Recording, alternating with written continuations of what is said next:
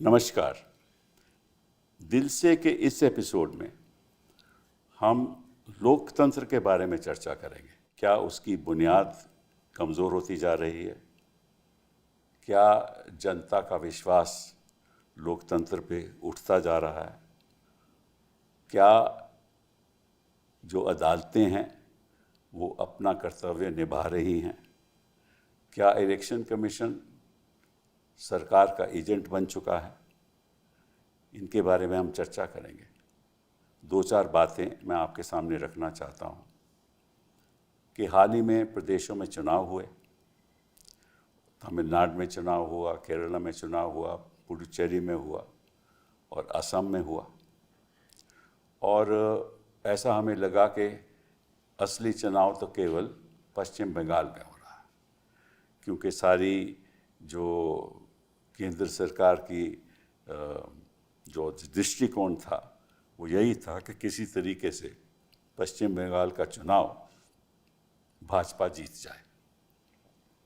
और जिस तरह से इलेक्शन कमीशन का रवैया रहा, जिस तरह से इलेक्शन कमीशन ने केंद्र का साथ दिया, जिस तरह से 2400 बटालियन CAPF के वहाँ तैनात किए गए, जिस तरह से काउंटिंग जगह पे काउंटिंग एजेंट्स के खिलाफ बदसलूकी हुई, जिस तरह से लोगों के नाम काटे गए लॉजिकल डिस्क्रेपेंसी के आधार पे।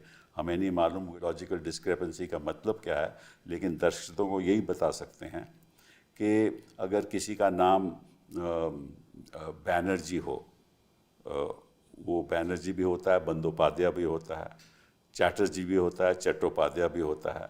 कई बार लिखने में स्पेलिंग मिस्टेक हो जाती है, तो इसको लॉजिकल डिस्क्रेपेंसी कहते हैं। इसके आधार पे 27 लाख लोगों के वोट काटे गए। पश्चिम बंगाल की बात कर रहा हूँ। और अगर देखा जाए तो उन 27 लाख वोट जो काटे गए, जो मतदाता ख़ास तौर पे कंस्टिट्यूएंसीज में थे जहाँ मुस्लिम पॉपुलेशन ज़्यादा थी, वहाँ वोट काटे गए। एक जगह 24 नॉर्थ परगना में तो लगभग 95% वोट काटे गए। तो इसका नतीजा ये हुआ कि 27 लाख वोट काटे गए और 32 लाख वोटों से भाजपा जीती। सुप्रीम कोर्ट ने कहा कि ये देखने के लिए ये सही तरीके से कटे हैं या नहीं, हम एक ट्राइब्यूनल्स बैठाएंगे जिसमें जज बैठेंगे। वो ट्राइब्यूनल तय करेंगे सही तरीके से कटे या नहीं। एक ट्राइब्यूनल ने ये फैसला किया है कि 1777 वोट में से 1717 वोट गलत तरीके से कटे गए, लगभग 96%। और फिर हमें पता चला जो 7 बाकी थे वो भी अपील खारिज हुई। दूसरी साइड की अपील थी कि वो वोट गलत तरीके से ऐड किए गए। इसका मतलब कि एक ट्राइब्यूनल ने यह तय किया है कि 100% वोट गलत कटे गए।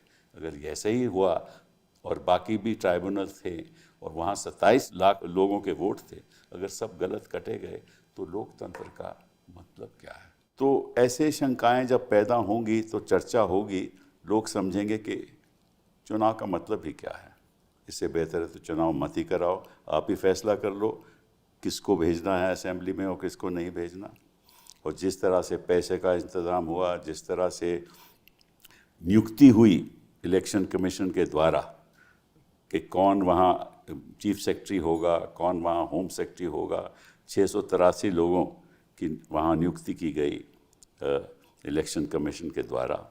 और जो स्टेट रिप्रेजेंटेटिव भी था वो काउंटिंग जगह में, वो स्टेट रिप्रेजेंटेटिव भी, उसकी भी नियुक्ति इलेक्शन कमीशन ने की। लेकिन तमिलनाडु में चुनाव हुआ, केरला में चुनाव हुआ, असम की तो बात हम बाद में करेंगे। इन जगह पे तो कोई, ख़ास तौर पे तमिलनाडु और केरला में तो कोई ऐसा इलेक्शन कमीशन उस पर तो गौर कर ही नहीं रही थी। तो इसमें अब आगे क्या करना है, क्या नहीं करना, क्योंकि अगर ऐसा ही होता रहा तो हर चुनाव भी भाजपा जीत जाएगी। तो फिर 1 पार्टी 1 नेशन, और फिर अगर 2/3 इनको मिल गया पार्लियामेंट में तो निश्चित रूप से संविधान भी बदल आ जाएगा। इसी को लेकर आज हम 3 ऐसे लोगों से चर्चा करेंगे जिनकी जानकारी इस मामले में इतनी है कि आपको समझ आएगा कि किस तरीके से हमारा देश का लोकतंत्र चल रहा है। तो सबसे पहले तो मदन लोकुर जी, आपका स्वागत करता हूँ। Thank you very much for being here. आप सुप्रीम कोर्ट में जज रहे 2012 से लेकर 2018 तक, और आज के दिन आप चेयरपर्सन है United Nations internal justice council के चेयरपर्सन की नियुक्ति हुई आपकी 2024 में। 28 तक आपकी टर्म है। आप पहले इसके पहले फिजी के सुप्रीम कोर्ट के मेंबर रहे, अभी फिर दोबारा आपको वहाँ आपका एक्सटेंशन हुआ है। आप दिल्ली में जज रहे 1999 से लेकर 2010 तक, फिर आप गुवाहाटी भी गए, आंध्रा भी गए, फिर सुप्रीम कोर्ट में आए, और आपने सामाजिक मुद्दे जो सुप्रीम कोर्ट सामने आए, सोशल जस्टिस बेंच हम कहते थे, आप उसमें आपका बड़ा योगदान रहा। और आप आईटी जो आज के दिन हम कोर्ट में इंफॉर्मेशन टेक्नोलॉजी के साथ वीडियो कॉन्फ्रेंसेस करते हैं, कोर्ट में बहस करते हैं, वो आप लोगों की देन है, क्योंकि आप उसमें कमेटी में आपने बहुत दिलचस्पी रखी और योगदान दिया।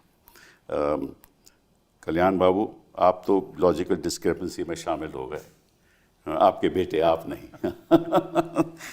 आप लोकसभा के 2009 से लेकर तब से आप मेंबर रहे हैं लोकसभा, 9, 14, 24 और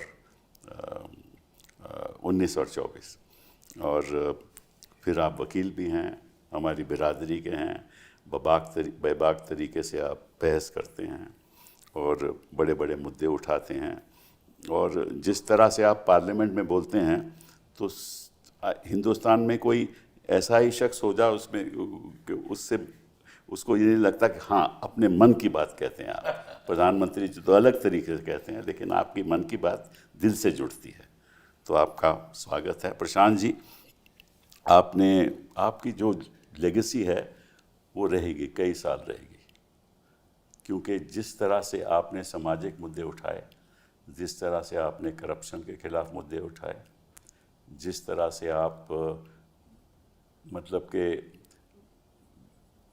विद ग्रेट करेज अपनी बात सुप्रीम कोर्ट जजेस के आगे रखते हैं।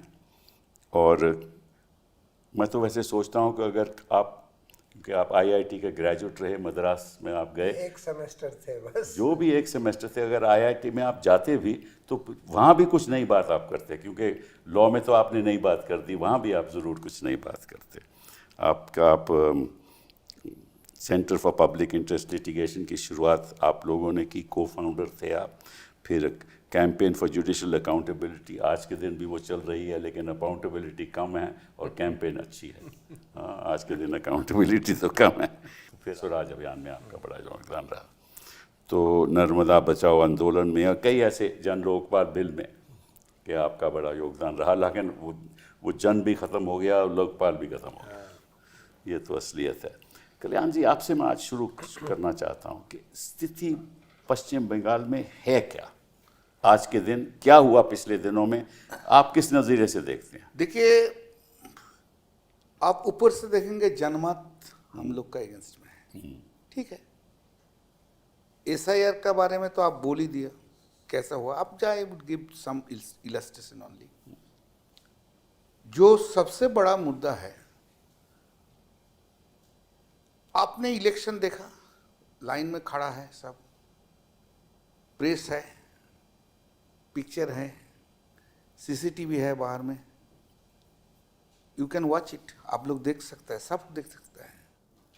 उसके बाद स्ट्रांग रूम में ले गया, स्ट्रांग रूम का जो है सीसीटीवी है, प्रेस कॉर्नर है, स्ट्रांग रूम गार्ड दे रहा है, वो भी आप देख सकते हैं, सब देख सकते हैं। लेकिन काउंटिंग में सीसीटीवी है, बाहर का कोई नहीं देख सकता है। वी हैव हम लोग आइडेंटिफाई किया है 50 सीट्स, 50 सीट, 50 सीट। 50 सीट में हमारा जो कैंडिडेट है, इलेक्शन चीफ इलेक्शन एजेंट था और काउंटिंग एजेंट था, उन लोग को मार के निकाल दिया था, पूरा मार के निकाल दिया। 50 सीट में कोई कंप्लेन भी नहीं लिया। मोडस ऑपरेंडी क्या है? मोडस ऑपरेंडी है 8 to 10,000 जो वोट है 8,000 से 10,000 उसका ऊपर में हम लोग जीतते हैं, उसमें कुछ नहीं किया। और 8 से 10,000 वोट में जब जीत के रहते हैं तो उसमें मार दंगा करके निकाल देने के बाद वो लोग जीत गया। एक ये है। दो नंबर इशू है। तो आपने कंप्लेन क्यों नहीं किया? कंप्लेन कुछ किया, कंप्लेन कौन लेगा? ममता दी का कंप्लेन भी नहीं लिया। 5 राउंड पहले ममता दी को मार के निकाल दिया। वो जो आरओ था इलेक्शन कमीशन का, वो आरओ अब चीफ मिनिस्टर का डिप्टी सेक्रेटरी बन गया। Deputy secretary, principal secretary? Deputy secretary, I am coming, deputy secretary. अच्छा। और जो सीईओ था, चीफ इलेक्टोरल ऑफिसर, उन्होंने आज चीफ सेक्रेटरी बन गया। अच्छा। और जो स्पेशल ऑब्जर्वर था, जो एसआईआर से पहले से कर रहे थे, सुब्रत गुप्ता, उन्होंने आज के प्रिंसिपल सेक्रेटरी बन गया। ये अजब चीज है। ये देश अजब चीज में भरा दिया। कोई कभी चिंता करने का ये नहीं आया कभी। जो कल सीओ था, आज से चीफ सेक्रेटरी, जो आरओ था वो आज deputy secretary. Election commission was in आईवास एग्जिस्टेंस। वो जो है ना, इलेक्शन कमीशन एक तो आईवास था। इलेक्शन पूरा कंडक्ट किया बीजेपी ने। 31 सीट्स हम लोग आइडेंटिफाई किया, जिसमें एसआईआर का डिलीशन के बाद आफ्टर एडजुडिकेशन जितना था, एक इलस्ट्रेशन 5,400 डिलीशन हुआ। करेक्ट। Appeal pending. मेरा कैंडिडेट हार गया 826 वोट में। एक इलस्ट्रेशन राजारहाट, पूरा काउंटिंग हो गया, हमारा कैंडिडेट जीत गया 1,500 वोट में। फिर बीजेपी हंगामा किया, फिर रिकाउंटिंग हुआ। रिकाउंटिंग में 4-5 राउंड में पीटा के निकाल दिया। 1,000 वोट में वो लोग जीत गया। ये कोई इलेक्शन नहीं है। आप लोग बोल रहे हैं ना जनमत ऐसा है, पश्चिम बंगाल में जनमत ममता बनर्जी का अगेंस्ट में नहीं है। ये पूरा अमित शाह का खेल है। हम उनका नाम लेके बोल रहे हैं। ऑफ कोर्स मोदी जी है, दिमाग में देते हैं। अच्छा सुनिए, 2-2.5 महीना एक एमओएस, अमित शाह जी का एमओएस उधर बैठ के बोलता है, उधर कोई काम नहीं है दिल्ली में, उधर बैठ के कलकत्ता में गया। कलकत्ता में बैठ के कैसे सीआईएसएफ चलेगा, क्या चलेगा, पूरा उनको ट्रेनिंग दे दिया। और सबसे मार खाया हम लोग सेंट्रल फोर्स का। मेरा एक चीज है, मेरा क्वेश्चन है, आप सब कुछ दिखाना सकते हैं तो आप काउंटिंग क्यों नहीं दिखाना सकते हैं? Where is transparency? Where is transparency?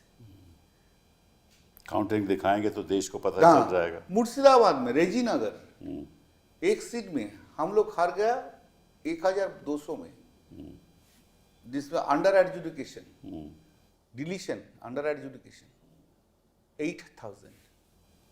सातगाछिया 232 deletion, under adjudication 7,000। मेरा पार्लियामेंट का एक कॉन्स्टिट्यूंसी में जंगीपाड़ा जीत रहे थे। लास्ट वो मेरा मिनिस्टर था हम लोग का, बहुत अच्छा लड़का है वो। 2 राउंड का पहले उसको पिटा के निकाल दिया। तो ये फिर चुनाव नहीं हुआ ना? चुनाव नहीं है, ये मजाक है। चुनाव के नाम में एक मजाक है। लोकतंत्र आप के जो नाम बोल पे रहे मजाक। हैं वही होगा। बार बार बीजेपी ही आएगा इस तरीके से। सुनिए सर, जिसका अपॉइंटमेंट सच्चा तरीका से नहीं हुआ है, उसका पास से आपको क्या मांगना है? उसका पास से आप क्या मांगेंगे? जो अमित शाह के कृपा में चीफ इलेक्शन कमिश्नर बना, तो उसका पास अब क्या जस्टिस मिलेगा? पहले भी तो सरकार बनाती थी ऐसे ही चीज का इलेक्शन कमिश्नर, पहले भी तो सरकारें बनाती थी। हाँ, लेकिन ये तो अलग तरीका से, पहले जो था ऐसा नहीं था। हमने चीफ इलेक्शन कमिश्नर का देखा था पहले, जो उनका रवैया अलग होगा, लेकिन नहीं, वो जब कोऑपरेटिव का सेक्रेटरी था अमित शाह का अंडर, हाँ वो तो हमें उधर से चला गया है, कुछ नहीं जानते हैं, बहुत एरोगेंट है, बहुत एरोगेंट है। इतना एरोगेंट आदमी हम कभी किसी को नहीं देखा। गेट आउट, एमपी का सदा इस तरह का से बात करता, हम क्या सर, हम कहाँ जस्टिस मिलेगा? आप तो गए हैं सुप्रीम कोर्ट में, आप गए हैं? गए हैं, भरोसा करना चाहिए।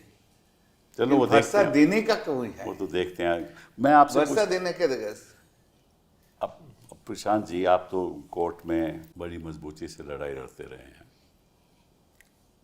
आपको क्या लगता है, क्योंकि आप जमीन की भी असलियत जानते हैं वहाँ क्या हो रहा है और कोर्ट में भी क्या हो रहा है, आप जरा अपना देखिए, ये तो बिल्कुल क्लियर है कि जिस तरह से एसआईआर करवाया गया उसी से साफ है कि इलेक्शन कमीशन कोई कानून की परवाह नहीं कर रहा था, कोई रूल्स की परवाह नहीं कर रहा था, अपने ही मैनुअल की परवाह नहीं कर रहा था, बिल्कुल मनमाने ढंग से ये एसआईआर करवाया गया। देखिए, आज से पहले 1951 में जब पहली बार वोटर्स लिस्ट बनी थी, उसके बाद नए सिरे से कभी वोटर्स लिस्ट नहीं बनाई गई हिंदुस्तान में। जी हाँ, सिर्फ एक बार एक कंस्टिट्यूंसी के एक पार्ट में यूपी में इलेक्शन कमीशन ने बनवाई थी, करीब 20-22 साल पहले। उसमें कानून में लिखा है, एक्ट में लिखा है कि they can order intensive revision in a constituency or part of a constituency for reasons to be recorded in writing. ऐसे en masse कभी नहीं कराया गया। दूसरी बात, कभी ये नहीं कहा गया कि एन्यूमरेशन फॉर्म भरो नहीं तो तुम्हारा नाम ड्राफ्ट रोल में नहीं आएगा। पहली बार हुआ है। नहीं बताइए, इतिहास में कभी ऐसा हुआ है कि फॉर्म भरने की किसी भी मत देने वाले की जिम्मेदारी रही हो? कभी हुआ? कभी नहीं हुआ। तो क्यों हुआ पहली बार आपके हिसाब से? नहीं, वो तो ऑब्वियस है। देखिए, ये लोग शुरू से ये कहते थे ना, हम हिंदू राष्ट्र बनाएंगे, यानी कि नॉन हिंदूज को हम वोटिंग राइट से वंचित कर देंगे और हो सकता है और नॉन सिटीजन भी डिक्लेयर कर दें। इन्होंने कोशिश करी एनआरसी करके करने की, आसाम में किया, लेकिन वहाँ सुप्रीम कोर्ट ने क्योंकि मॉनिटर कर लिया और कम्युनल बेसिस पर नहीं होने दिया, तो वहाँ पर जो 19 लाख लोगों का नाम एनआरसी से हटा, वहाँ पर भी उन्होंने ये बोल दिया था कि तुम ये सारे डॉक्यूमेंट दिखाओ तब तुमको हम एनआरसी में डालेंगे। लेकिन क्योंकि बहुत सारे लोगों को बहुत मुश्किल हुई, लेकिन फिर भी 19 लाख लोग नहीं जुटा पाए जो गरीब लोग थे। लेकिन कम्युनल बेसिस पर सुप्रीम कोर्ट ने नहीं होने दिया, तो विद द रिजल्ट कि 70% उसमें हिंदू थे, 30% मुस्लिम थे। अब इनको लगा कि अब हम एसआईआर करके वही काम कर लेंगे कि लोगों को वोटिंग राइट से वंचित कर दें। एसआईआर में पहले तो इन्होंने वही करा कि भाई आपको ये डॉक्यूमेंट्स देने होंगे बिहार में, तब जाकर आपका नाम, आप पहले एन्यूमरेशन फॉर्म भरिए, फिर इन 11 डॉक्यूमेंट्स में से कोई डॉक्यूमेंट दीजिए, तब आपका नाम ड्राफ्ट रोल में आएगा। अब बिहार में बहुत ज़्यादा कम्युनल बेसिस पर इसको नहीं कर पाए, तब इन्होंने वेस्ट बंगाल पर कंसंट्रेट किया। वेस्ट बंगाल में भी फर्स्ट राउंड में जब एन्यूमरेशन फॉर्म वाला था, वो भी कम्युनल बेसिस पर बहुत लोगों के नाम कटे, करीब 70 लाख लोगों के नाम कटे। 93 नहीं, 90 तो टोटल 90 लाख टोटल है। हाँ। लेकिन कम्युनल बेसिस पर उसमें भी नहीं कटे। फिर इन्होंने ये लॉजिकल डिस्क्रिपेंसी का छोड़ा, इसमें 60 लाख लोगों को लॉजिकल डिस्क्रिपेंसी के आधार पर नोटिस दे दिया कि तुम्हारे नाम, फादर के नाम में ये स्पेलिंग का फ़र्क है, तुम्हारे नाम में स्पेलिंग का फ़र्क है, तुम्हारे नाम में इस डॉक्यूमेंट में उस डॉक्यूमेंट में एज का फ़र्क है, वगैरह वगैरह। अब लोगों ने सब कुछ दे दिया, आधार कार्ड भी दे दिया, कई लोगों ने पासपोर्ट भी दे दिया, वो भी दे दिया, फिर भी 27 लाख लोगों का नाम उसमें से काट दिया लॉजिकल डिस्क्रिपेंसी कहकर। कहते हैं कि हमने जुडिशियल ऑफिसर से करवाया, पर जुडिशियल ऑफिसर्स को कितना टाइम दिया, अलग अलग स्टेट से जुडिशियल ऑफिसर्स बुला लिए, लेकिन उनको टाइम दिया गया एक एक केस तय करने के लिए 1 से 2 मिनट के बीच में। 27 लाख लोगों का नाम उसमें से काट दिया। अब जब इन्होंने अपेलेट ट्राइब्यूनल्स बनाए, कुछ 8-10 अपेलेट ट्राइब्यूनल्स बनाए, उसमें जैसे आपने बोला कि जो केसेस एग्जामिन करे गए हैं, जितनी भी अपील्स एग्जामिन करी गई हैं, उसमें से 95% से ज़्यादा उन्होंने अपील्स अलाउ कर दी हैं, यानी कि उनके नाम गलत काटे गए। अब अगर आप ये सब करने लगें और साथ में आप बिल्कुल पार्टिजन ऑब्जर्वर्स भेज रहे हैं, बिल्कुल पार्टिजन ऑफिसर्स को चीफ सेक्रेटरी डीजीपी अपॉइंट कर रहे हैं, बिल्कुल पार्टिजन तरीके से उनके सेंट्रल फोर्सेस ऑपरेट कर रहे हैं, आप फिर कोई ट्रांसपेरेंसी नहीं बरत रहे। आपके रूल में लिखा है कि जब कोई फॉर्म 6 में नाम अपना एडिशन के लिए डालता है तो उसी दिन वेबसाइट पर अपलोड हो जाना चाहिए, वो नहीं ऑब्जेक्शन हो सके, वो नहीं किया। कोई फॉर्म 7 भर के नाम का ऑब्जेक्शन देता है, वो भी उसी दिन अपलोड हो जाना चाहिए, वो भी नहीं किया। वोटर्स लिस्ट इन्होंने पहले तो डिलीटेड नाम की लिस्ट ही नहीं दे रहे थे, सुप्रीम कोर्ट के कहने पर देनी पड़ी, फिर भी कहते हैं कि हम मशीन रीडेबल फॉर्म में नहीं देंगे ताकि कि कोई जना आसानी से कंप्यूटर यूज़ करके देख सके कि उसका नाम कहाँ है, कितने डुप्लीकेट्स हैं। डी डुप्लीकेशन सॉफ्टवेयर का इनके मैनुअल में लिखा है कि इनको डी डुप्लीकेशन इस्तेमाल नहीं किया, वो भी नहीं इस्तेमाल किया। तो अगर आप इस तरह से, और फिर आप सीसीटीवी कैमरे की फुटेज नहीं दे रहे, आप कह रहे हैं कि 6 बजे के बाद इतने लोगों ने वोट किया, उसकी फुटेज होनी चाहिए कि भाई कितने लोग क्यू में थे वगैरह वगैरह। आप काउंटिंग रूम की सीसीटीवी फुटेज नहीं दे रहे, क्या पता आप क्या क्या धांधली कर रहे हैं।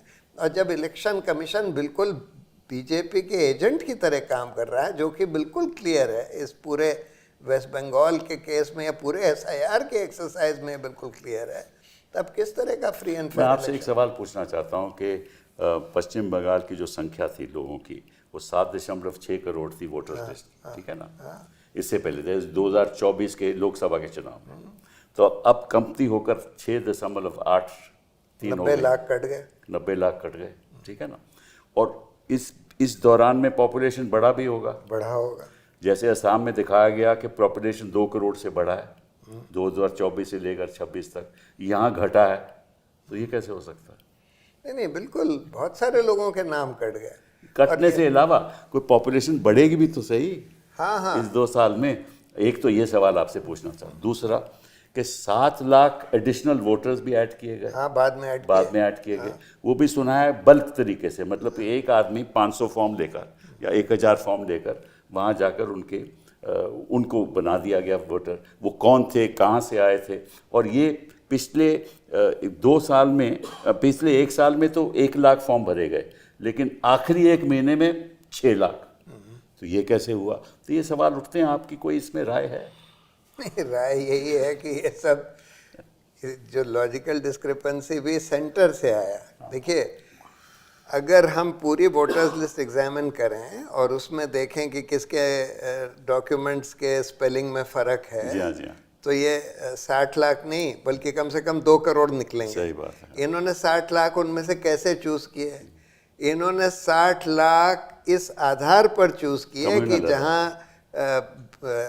जहाँ मुस्लिम्स हैं या जहाँ बीजेपी को वोट नहीं डाली जाती, उन लोगों को चूज़ किया। तो इसीलिए जो 27 लाख नाम कटे, उसमें से 2/3 मुस्लिम हैं, जबकि वहाँ मुस्लिम पॉपुलेशन बंगाल में 27% है, लेकिन 65% जो नाम कटे हैं लॉजिकल डिस्क्रिपेंसी के नाम पर, वो मुस्लिम। 24 नॉर्थ परगना में तो 95% कटे, 95% हाँ, नाम मुसलमानों के कटे हैं। अब लोको जी, इसलिए मैं आपसे अब पूछ रहा हूँ, शुरुआत तो हमेशा मैं आपसे ही करता हूँ, बट आज इसलिए नहीं की कि ताकि आप एक सुप्रीम कोर्ट के जज रहे हो, अगर आप वहाँ बेंच पे बैठ के ये आप सुनते तो आप क्या करते? सवाल मुश्किल है, लेकिन हाँ, मुश्किल है। अब ये सब सुनने के बाद ये लगता है कि वो इलेक्शन रोकना चाहिए था किसी तरह से। हाँ, पर ये आई थिंक नामुमकिन है। पर फिर भी ये जो 27 लाख लोग हैं, इनके बारे में मैं कुछ कहना चाहता हूँ। वो ये है कि हम कई सालों से, अभी नहीं पर कई सालों से ये सुन रहे हैं कि जब इलेक्शन होता है आप जाइए वोट कीजिए, जनरल इलेक्शन हो या म्यूनिसिपल इलेक्शन हो, कोई सा भी हो। अब ये 27 लाख लोग वोट करने जा रहे थे, ये सिटीजन्स हैं, ठीक है। और आप इनको कहिए, आप इनको कहते हैं कि ठीक है आप वोट नहीं कर सकते, क्यों? क्योंकि आपके नाम में फ़र्क है या कुछ और फ़र्क है। तो अगर ये वोट नहीं कर सकते तो सबको कहना कि आप जाके वोट कीजिए, इन लोगों का क्या होगा? एक तो ये है। दूसरी बात ये है कि ये सिटीजन्स हैं या नहीं हैं। अगर ये सिटीजन्स हैं तो इनको वोट करना चाहिए और इनको वोट की परमिशन होनी चाहिए। It's a right, it's a right. पर आप कह रहे हैं कि नहीं, हम इनको वोट नहीं करने देते। तीसरी बात, ये जो ट्राइब्यूनल्स, अपेलेट ट्राइब्यूनल लगाए गए, अब एक अपेलेट ट्राइब्यूनल जो कि मेरे ख्याल कोई रिटायर्ड चीफ जस्टिस थे, जी हाँ, उन्होंने 100% अलाउ किया। जी हाँ, जो जैसे आपने बताया कि 60 केसेस इलेक्शन कमीशन या किसी और ने फाइल किए, वो डिसमिस कर दिए। जी हाँ। तो 100% लोगों को मतलब कि 100% लोग गलत तरीके से डिलीट हुए। हाँ, गलत तरीके से डिलीट हुए, ये एक ट्राइब्यूनल में। बाकी ट्राइब्यूनल्स का पता नहीं कि क्या पोजीशन क्या है, कितने केसेस उन्होंने डिसाइड किए या नहीं किए। अच्छा, चौथी बात ये है कि ये अब अपील ट्राइब्यूनल जो है ये कब डिसाइड करेगा इन 27 लाख लोगों के बारे में। 27 या 26 या 25 जो भी कुछ है, इनकी अपील कब डिसाइड करेगा? ठीक है, अब अगले साल शायद पंचायत के इलेक्शंस होंगे या कोई और इलेक्शन होगा, तब तक ये डिसाइड कर सकेंगे या नहीं कर सकेंगे।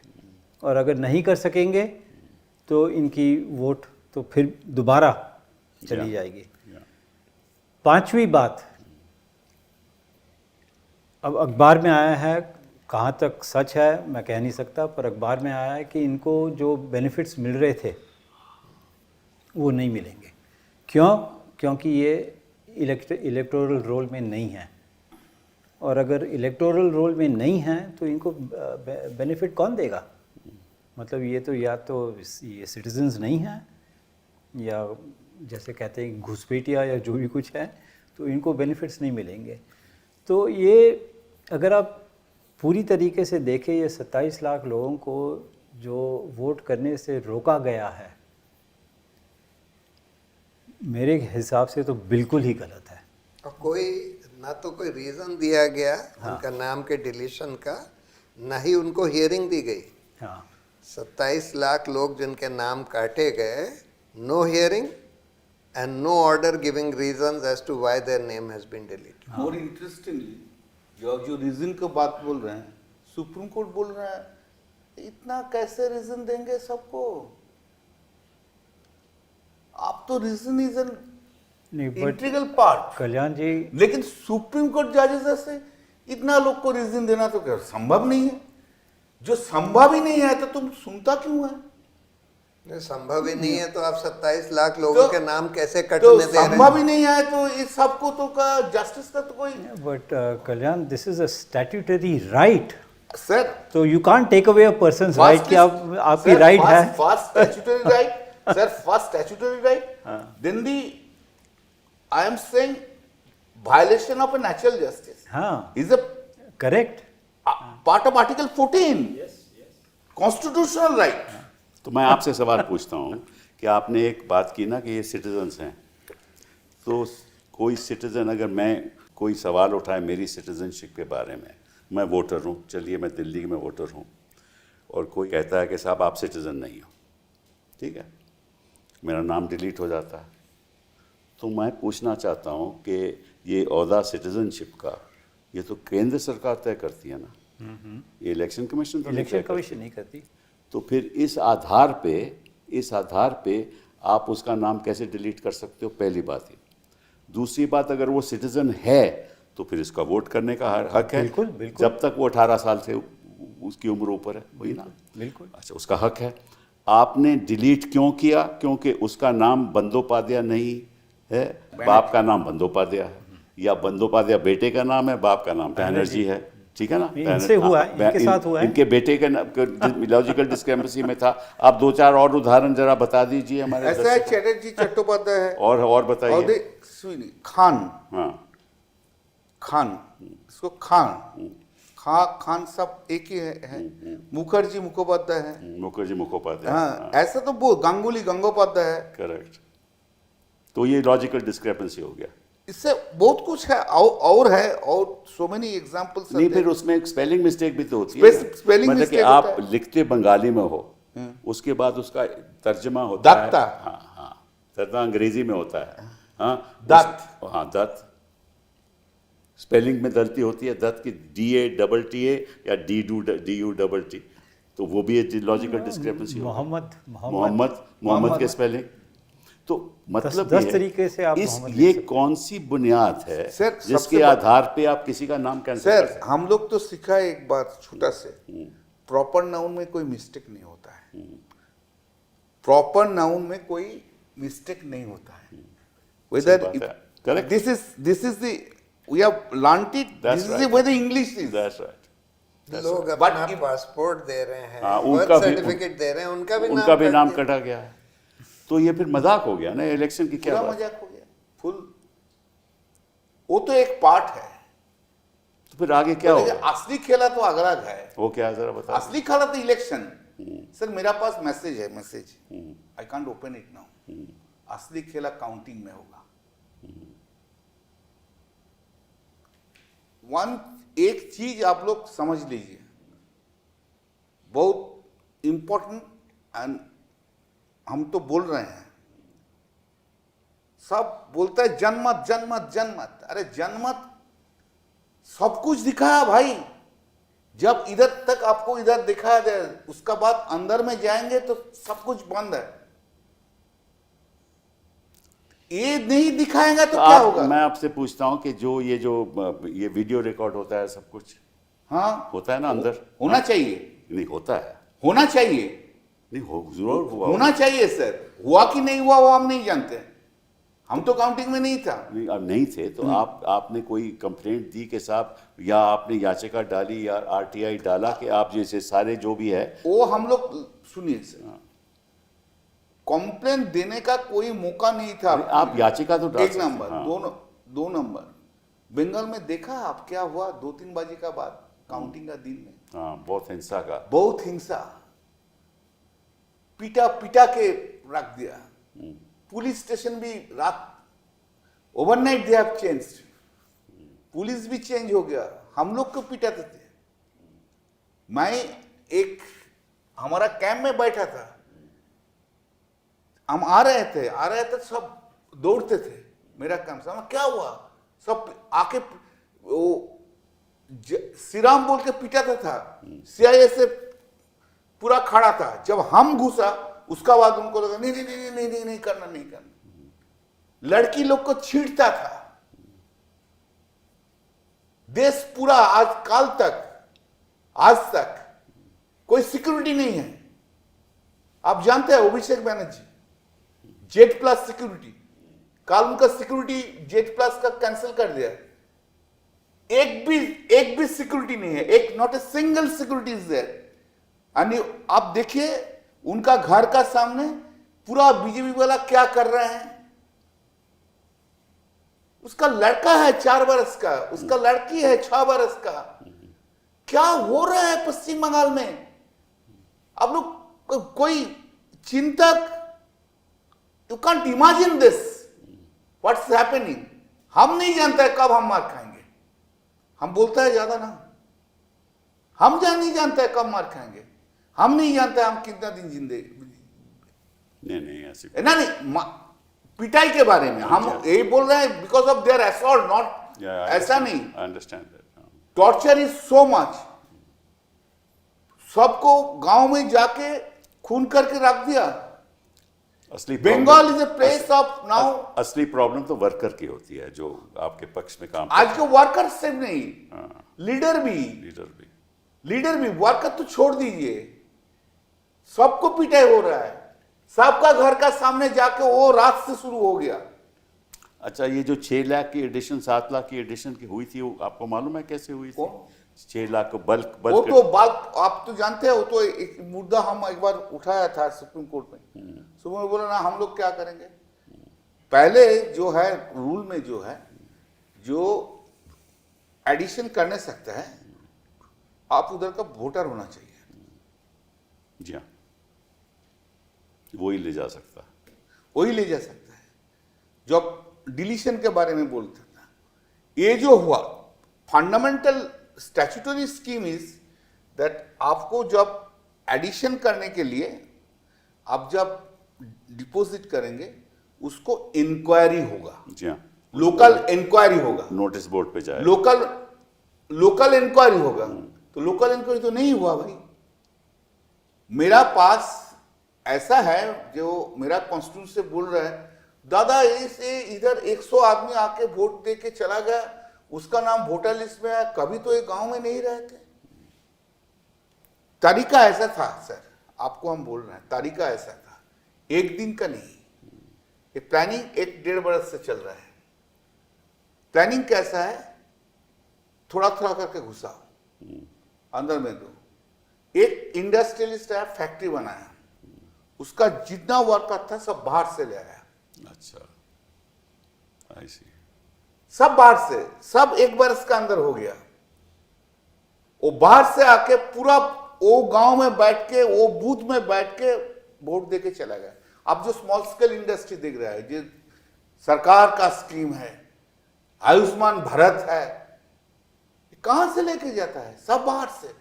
आप जानते हैं जो इलेक्शन का पहले 23 और 29 का पहले कोई ट्रेन में कोई टिकट नहीं मिलता था, फ्लाइट में कोई टिकट नहीं मिल रहा था। हमारा साथ ट्रैवल कर रहे हैं कोई गुजरात का एक लड़का, भाई कहां जा रहे हो? बोले बंगाल में जा रहे हैं, कलकत्ता जा रहे हैं। वो सूरत से तो ट्रेन चली थी, सूरत से ट्रेन लेके आया, पूरा ट्रेन, कोई ट्रेन में टिकट नहीं था सर। वो भी priority, you can't understand, special train दे दिया। यही है डेमोक्रेसी हमारे देश में। मैं प्रशांत जी आपसे एक सवाल पूछता हूँ कि आपने बहस की थी कि ये सिटीजनशिप के मुद्दे पे बहस की थी, कौन सिटीजन है कौन नहीं है, केंद्र सरकार का हक है। इन्होंने कहा कि जी वो तो हम फैसला करेंगे, और आपने कई मुद्दे जो आज हम जिस पे चर्चा कर रहे हैं उठाए थे, तो वो फैसला तो अभी आया नहीं ना, और इस बीच इलेक्शन हो गया, तो फैसले का फिर मतलब क्या रहा? मैं आपसे पूछना चाहता हूँ। यही तो प्रॉब्लम है कि रिजल्ट तो आ गया, इलेक्शन तो हो गया, जो मुद्दे उठाए गए उस पर बगैर फैसला दिए सारे चुनाव कराने दिए जा रहे हैं। इलेक्शन कमीशन की मनमानी चलने दी जा रही है।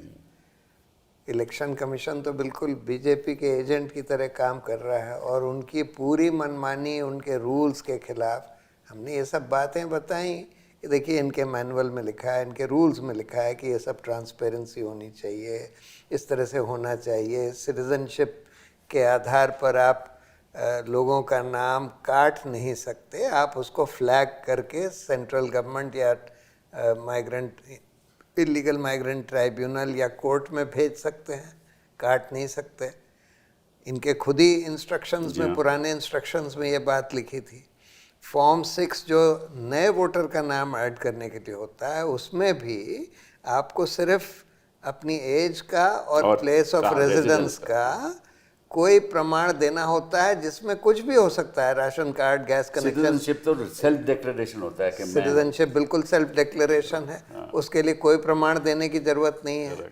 तो ऐसे में लॉजिकल डिस्क्रिपेंसी के नाम पर खासकर जो आदमी पासपोर्ट बस इंटरेस्टिंग पॉइंट सर आप बोला है इसमें, तो देखिए दोनों डिफरेंस देखिए।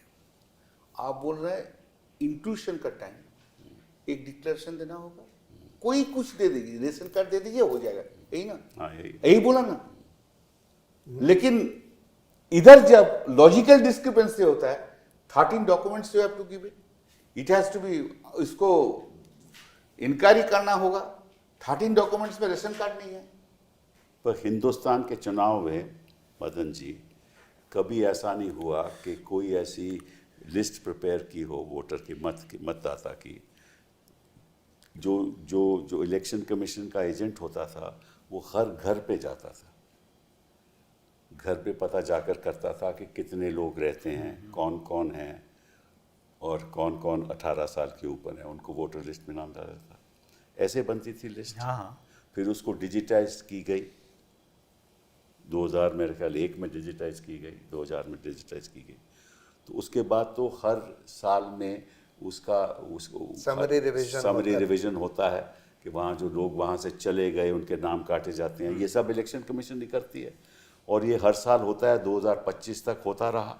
तो अगर ऐसा होता रहा तो फिर प्रॉब्लम क्या थी कि ये एक नई शुरू करने की कि भाई हम एक फॉर्म के आधार पे पता करेंगे कि ये नागरिक है या नहीं, कि यहाँ रहता है या नहीं, या इसका ये तो कभी हिंदुस्तान के इतिहास में हुआ ही नहीं। तो आप एक जज के नज़रिए से देखो तो ये तो कोर्ट को फैसला करना चाहिए था ना कि क्या ये जो शुरुआत की गई है ये मैनुअल के खिलाफ है, इलेक्शन कमीशन के खिलाफ के रूल्स के खिलाफ है और इतिहास में जो होता रहा है उसके खिलाफ है। लेकिन ये तो फैसला हुआ नहीं और इतनी देर में इलेक्शन का रिजल्ट आ गया। इसी कपिल ऐसे है कि ये जो फाउंडेशन है जो SIR का, इसमें कहीं किसी कानून में कुछ लिखा नहीं है, ठीक है। तो अगर फाउंडेशन ही गलत है तो उसे रोकना चाहिए था सुप्रीम कोर्ट को।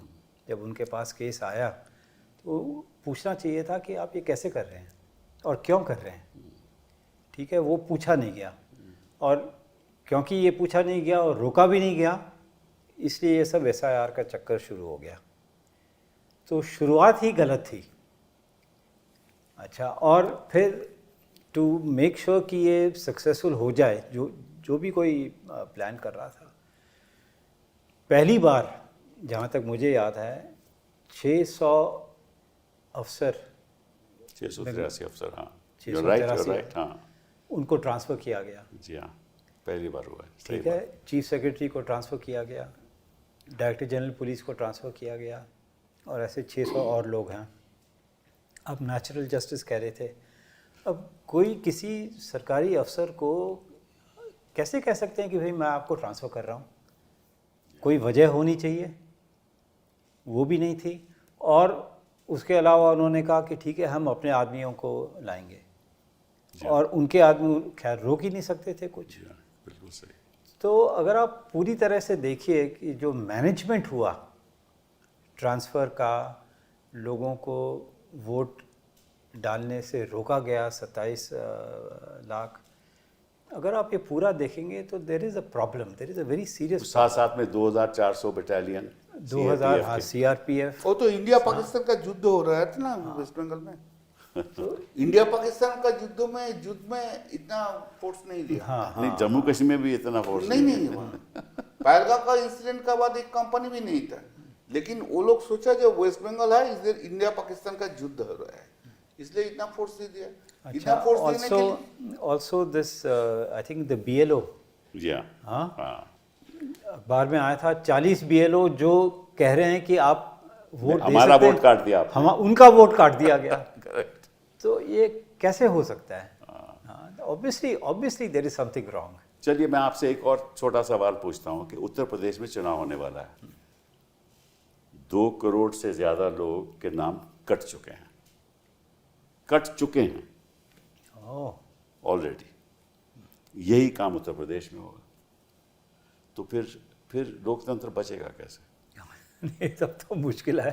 नहीं, मैं समझ, ये बड़ा गंभीर सवाल है, इसीलिए तो हम चर्चा कर रहे हैं। लोकतंत्र बचेगा कैसे? सर, लोकतंत्र अभी जो है, जो इंफ्रास्ट्रक्चर है, ऑल इंस्टीट्यूशन, वो लोकतंत्र बचाना नहीं सकेगा, बचने नहीं देंगे। लोकतंत्र को बचाने के लिए पूरा देश में मूवमेंट जब तक नहीं होगा तब तक लोकतंत्र नहीं बचेगा इस देश में। कोई किसी का हिम्मत नहीं है जो लोकतंत्र को बचाएंगे। कोई इंस्टीट्यूशन नहीं है, सॉरी टू से, even the supreme court cannot do it. वो कॉन्फिडेंस नहीं है अभी, जो कॉन्फिडेंस 10 बरस पहले था वो दिन चला गया। वो लोकतंत्र नहीं बचाएगा इलेक्शन कमीशन, लोकतंत्र नहीं बचाएगा prime minister, home minister etcetera. लोकतंत्र को बचाने के लिए एक ही रास्ता है, ये देश का आदमी जब तक रास्ते में नहीं उतरेंगे लोकतंत्र को बचाने के लिए, हमारा आपका ये डिस्कशन का कोई फायदा नहीं है। नहीं, मैं इनसे एग्री करता हूँ, क्योंकि देखिए अगर इलेक्शन कमीशन बिल्कुल एक पार्टी के एजेंट की तरह बिहेव करे और इस तरह से सारी मनमानी करी जाए कि भाई लोगों को काउंटिंग रूम से भगा दिया जाए, उसका कोई सीसीटीवी उपलब्ध ना किया जाए, इस तरह से लाखों लोगों के नाम वोटर्स लिस्ट से काट दिए जाएं, लाखों लोगों के नाम जोड़ दिए जाएं बिल्कुल आर्बिट्ररी तरीके से, और सारे ऑफिसर्स को बदल दिया जाए, सेंट्रल फोर्सेस लगा दी जाएं, तो ये कोई फ्री एंड फेयर इलेक्शन थोड़ी है। अगर इसी तरह से चुनाव होने हैं देश में, फिर तो चुनाव होने की ज़रूरत ही नहीं है, फिर चुनाव कराने की ज़रूरत ही क्या है। फिर आप वैसे ही डिक्लेयर कर दीजिए कि हमने भाजपा की सरकार डिक्लेयर कर दी। तो इसलिए, और ये ठीक कह रहे हैं कि सारे इंस्टीट्यूशंस को कैप्चर कर लिया गया है, सिर्फ इलेक्शन कमीशन की बात नहीं है। आजकल जुडिशरी की भी हालत बहुत ख़राब हो गई, और दूसरा बाकी इंस्टीट्यूशंस तो हम देख ही रहे हैं, पुलिस का हाल देख ही रहे हैं, जो इन्वेस्टिगेटिव एजेंसीज ईडी सीबीआई वगैरह का हाल देख ही रहे हैं, मीडिया का हाल देख रहे हैं। तो ऐसे में लोकतंत्र क्या चलेगा? मैं इनकी बात से सहमत हूँ। जब तक इस देश की जनता जो रियल स्टेक होल्डर है, जब तक वो सड़कों पर नहीं उतरेगी लोकतंत्र बचाने के लिए, तब तक नहीं बचेगा। आखिरी सवाल, इस चुनाव सवाल पूछने के पहले I just want to add कि हम फाउंडेशन की बात कर रहे थे। जी हाँ, चीफ इलेक्शन कमिश्नर की अपॉइंटमेंट कैसे हुई? हाँ वो तो ठीक है, सब जानते हैं। हाँ, तो सुप्रीम कोर्ट ने कहा था कि there should be a committee जिसमें प्राइम मिनिस्टर हो, leader of opposition, chief justice of India, और कानून आया गया कि चीफ जस्टिस ऑफ इंडिया को निकाल दिया गया और कोई कैबिनेट मिनिस्टर। तो शुरुआत वहाँ से होती है, ठीक है, अपॉइंटमेंट से, फिर उसके बाद SIR और ये सब। सॉरी, बस ये बात दूर तलब तक जाएगी। फिर लेकिन आखिर सवाल, इस चुनाव में इतने कम्युनल स्टेटमेंट्स हुए हिंदू धर्म के आधार पे, हाँ, और चुनाव के बाद कि सबका साथ सबका विश्वास भूल जाओ, साथ उसी का देंगे जिन हिंदुओं ने हमें वोट किया, और जिन्होंने नोट नहीं किया उसका साथ नहीं देंगे। ऐसी तो बातें इस देश में खुलेआम हो रही हैं और कोई अपनी आवाज़ उठाने को तैयार नहीं। मैं समझता हूँ कि जिस तरह से ये चुनाव हुआ, धर्म के आधार पे वोट मांगे गए, वो अपने आप में संविधान का उल्लंघन है, रिप्रेजेंटेशन ऑफ पीपल्स एक्ट का उल्लंघन है और करप्ट प्रैक्टिस। बिल्कुल बिल्कुल। और आप जानते होंगे कि आपका एक फैसला भी है उसके बारे में। हाँ, और आप जानते होंगे कि किसी मंत्री ने कहा था गोली मारो। हाँ हाँ, हाँ, तो सुप्रीम कोर्ट ने कहा बोला चलो, नहीं, वो उसमें गलत कुछ नहीं, कोई गलत कुछ नहीं है। तो फिर ठीक है। चलो सर, क्या हो गया अभी, एक चीज बहुत क्लियर है, पहले जुडिशियरी सिटीजन को इंटरेस्ट देखते थे, अभी जुडिशियरी सरकार का इंटरेस्ट और इंस्टीट्यूशन का इंटरेस्ट देखते हैं। सिटीजन का इंटरेस्ट को गोली मारो, लेकिन उनको रखो जी। भाई सुप्रीम कोर्ट का इंस्टीट्यूशन है, उनका इंटरेस्ट तो देखना चाहिए। उनका इंटरेस्ट भी तो है ना, कि जो आम आदमी के मन में उनके प्रति विश्वास हो कि सब निष्पक्ष तरीके से फैसला। आज वो विश्वास उठ गया है। मैं तो रोज़ देखता हूँ ना, मैं सोशल मीडिया को क्लोजली फॉलो करता हूँ।